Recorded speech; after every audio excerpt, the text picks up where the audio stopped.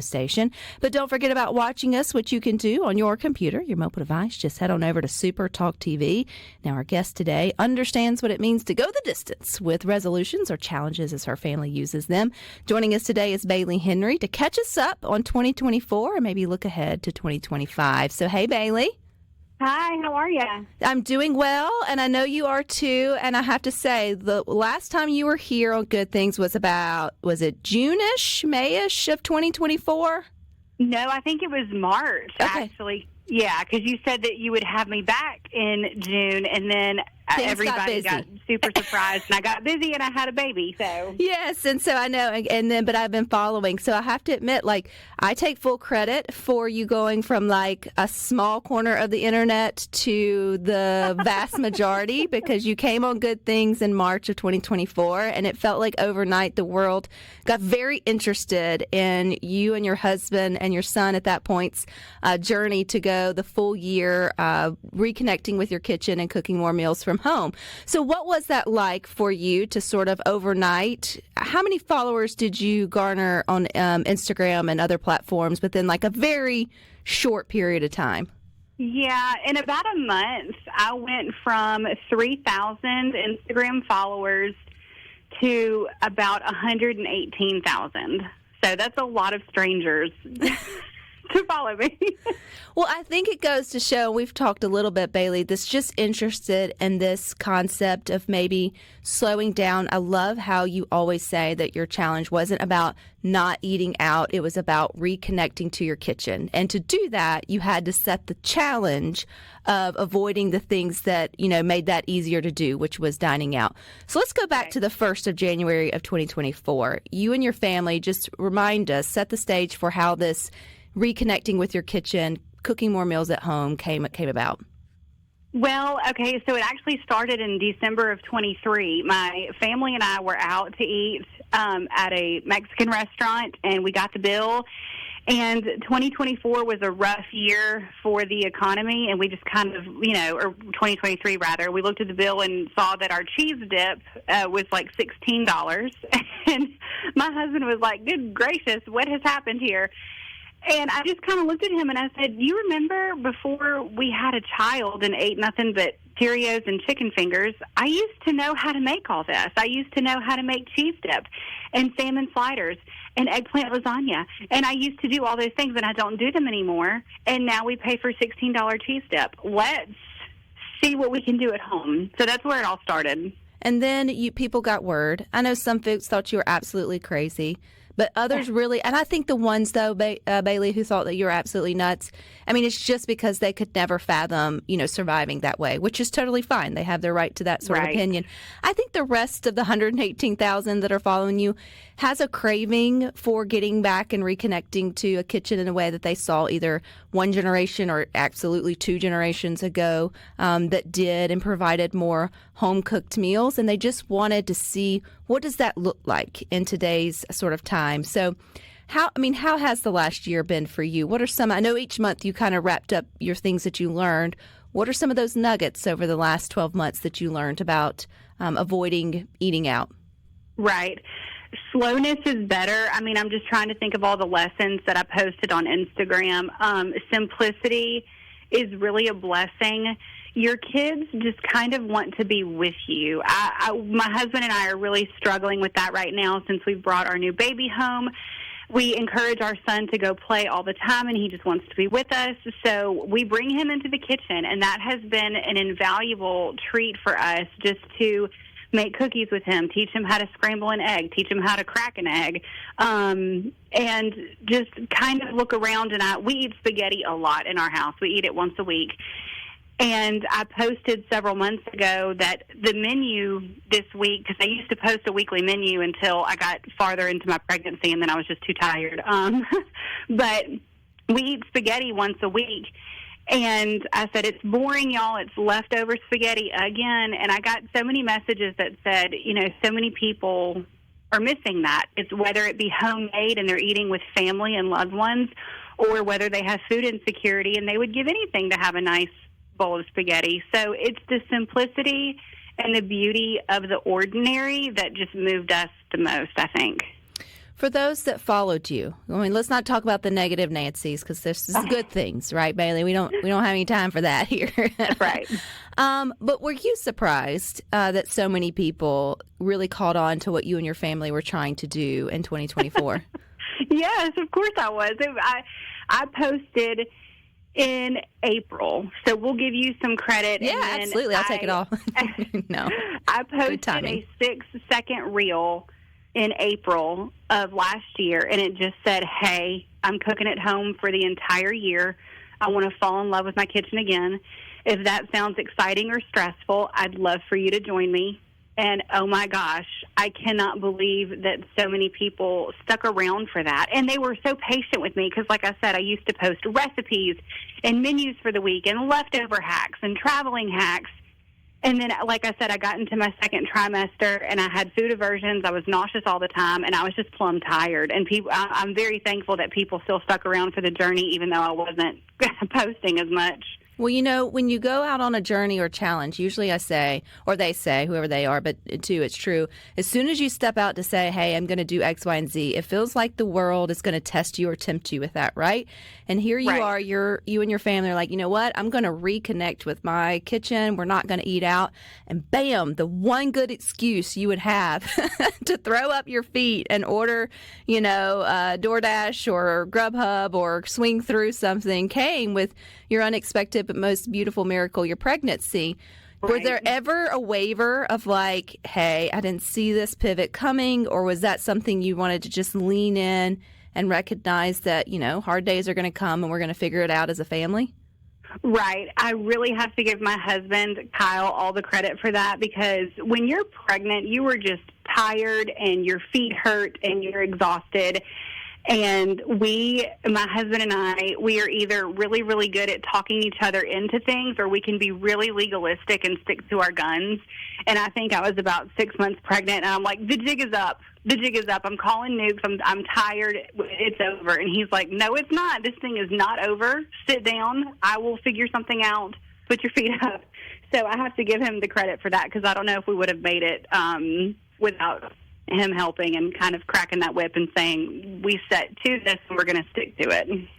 So a big thing too, Bailey, for you was, again, and I love it because it was just a redirect in perspective. It was something positive, falling in love with your kitchen, not just something negative, which is staying away from, something that may have brought you and your family joy, which is eating out. Did you accomplish that? And if you did, explain that. What does that mean that you fell back in love with your kitchen? Oh my gosh, yes. Just the joy of a mess, kind of. I can tend to be really OCD about having a clean countertop. I think a lot of overstimulated moms are that way. Hands raised. You look at a dirty kitchen or a dirty sink, and you're like, forget it. I'm going to clean the kitchen, and then it's closed for 3 days, and we can order out because I'm exhausted. And the rhythm of a household where it goes from a crock pot meal to the sink, dirty dishes, and the joy of being able to cook for my family and spend time in there and wear my grandmother's old apron and share that with over 100,000 strangers. And now, after having our daughter, we are not in a season of a clean countertop. I don't even remember what a clean countertop looks like. We've got bottle stations. We've got bottle cleaners. We've got pacifiers everywhere. And Rebecca, I've never loved my kitchen more. It's never been used in this way to make bottles, and I love the mess of it right now. I really do. If there was one kitchen gadget, maybe that you had bought or treated yourself to make the transition to more home cooking easier, is there one that you did? Did you buy because I know you can get wrapped up into, I need this and I need that, but sometimes there are some really helpful kitchen gadgets or countertop tools that can help. Did you find one that really made the last year easier for you guys? I did. I started making a lot of soups and purees from scratch. So it's the immersion blender. It looks like a big stick, and you stick it down in there. I love that thing. Immersion blenders. That's all we need to not eat out for a year. But I know we got 2025 looking ahead. Bailey, can you stick with us for a little while longer? Absolutely. All right, we got more with Bailey Henry coming to the station, and we hope you watch us too on SuperTalk TV. And it's still early in the new year, and we're talking with Bailey Henry, who has set her eyes on a new challenge for her family in 2025. But I have to go back, Bailey, to 2024. You guys made it the full year without eating out, falling back in love with cooking in your kitchen. But it is officially 3 days into 2025. Have y'all visited a restaurant? Because it was never about not eating out for you guys. It was different than that. So have y'all gotten to enjoy food from somebody else? Well, to be totally transparent and fair, we were going to make it the whole year. I was due with our daughter the week of Christmas, and she threw us a curveball and showed up the second week of November. Wow. So when you have a baby, the jig is up. Well, I thought when you got pregnant, I was like, Kyle, I'm too tired to do this, and he pushed us through. But after you have a baby and you're stuck in the NICU for 4 days, Fair. you just roll with it. So we made it to November 12th, and I had Greek food in the hospital, and it was delicious. I'm so proud of you. Yeah. Thank you. And, when you have a newborn at home, you're just surviving. And so all of our old local favorites, we were so grateful to have people bring it to us, like Amerigos and Aplos. We were so grateful. So, but then you kind of, your palate changes, and after a couple of days, I'm like, oof, I don't feel good. Let's get back in the kitchen. So we're already back in the kitchen. Which is funny because during the break, Bailey, Rhino, the producer, and I were chatting, and I said, our family's not one that would spend much on dining out, but my challenge would be to reconnect to my kitchen in a way of actually using everything in it. Actually Right. cooking more than just the spaghetti, which I recognize is absolutely a fine dinner. So I think, like, from your experience, you've inspired a lot to rethink about what their kitchen means in their home and how to best utilize it for what we all love it for the most in our childhoods, which is just fellowshipping and good meals and family recipes and things of that nature. Okay, so obviously we've got a new year. You and your family are just big on these challenges. I know y'all went a whole year without alcohol and then a whole year without dining out. Yeah. Things look a little different this year, but I still saw that maybe you guys are thinking about ways to just keep connecting and challenging yourself in 2025. So what's up for the Henry household? Well, my husband is excluded a little bit. He'll join us when he can, but I am going to take a walk every day for a year. That's 365 walks, just to get myself out of the house and to keep postpartum depression and anxiety at bay. It can really sneak up on you, to get my body moving again. I kind of had a hard pregnancy towards the end. I was on bed rest, and so just to get some fresh air. And it doesn't sound hard, but, I've already had people say, like, oh, that's not hard. And I'm like, well, do you take a walk every day? Everybody needs to take a walk every day. So that's what we're going to do. We're going to walk our way through 2025. Well, but I love that, too. I love everything it stands for, just getting back into nature, a little bit of fresh air, obviously movement of the body. But usually you're not walking, you're not distracted with digital devices or anything like that. And it doesn't sound like it has to be a 50-minute walk or a 5-mile walk or anything intense. Your goal is just for you and obviously your children, if you're still home with them, to experience some fresh air for at some point during the day, assuming that it's not an all-day tornado warning. Right. But I guess you could still walk to the mailbox sort of and back in that. But so what have you learned in 3 days on your walks, as it's still new and fresh? But well, it is new and fresh, and I'm only 7 weeks postpartum. And so a 10-minute walk can be really challenging. With a baby who could be colicky and fussy and a 5-year-old who says that you're boring and he wants to go to his friend's house. But you just get out there, you take a deep breath, you look at the sun, get some vitamin D, and just get through it. I'm sure that the Lord will impart some great wisdom on me at some point during the year, but for right now, it's just forcing myself to get out of the house with a new baby, because that can be tough. That can be tough, absolutely, and giving yourself grace in those different stages and phases. I can tell you, Bailey, as many moms on the other side of that newborn era, the time does pass and different seasons come, and the things that you enjoyed, you think right now are gone forever. You will be back in the kitchen with all the aprons and flour and all the things over, and another little one running around and wanting to help before you know it. And I think so many moms could do better with encouraging other moms to just enjoy the season you're in, because it changes just like, with the calendar year for sure. And sometimes we want to rush things through, and I don't want that for you. I want you to soak up every moment of this sort of sweet beginning stage. But Bailey, Me too. you are a pro at going the distance with a challenge. I mean, really, no alcohol for a year, 1 year. I think y'all still do that, but then the no eating out, now walking each day. For those listening that have trouble, they've already broken their New Year's resolution, 72 hours in, or maybe just not good at it. Just by picking something small and sticking with it for the long haul, what is positive has that done for you guys, other than the obvious that comes with some of the choices that you made, but the sticking through it? What has that taught you and your husband? I think it just goes to show that good things take time sometimes. I think resolutions are so rushed. I put out on my blog the other day that resolutions have sort of a timestamp on it, and I know that a year does too, but I feel like by January 31st, if you're not skinnier, richer, or smarter, or have accomplished something, then you give up. And a year is plenty of time to start and fail and start again. You've got the entire year. And I think it just goes to show, the Lord teaches us so much in nature, and it ebbs and flows with seasons. And you can still be in so many different seasons in 1 year and take so much from that. So if somebody set out a goal or a resolution and they already messed it up, who cares? I get those messages all the time. People want to do something and then they're terrified to fail. Who cares?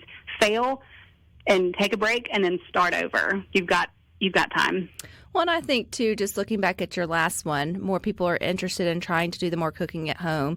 Even if you realize that there's one day a week that, you just really missed or whatnot, like you can tailor things to fit your, your family and your lifestyle by still challenging yourself and creating and cultivating healthier.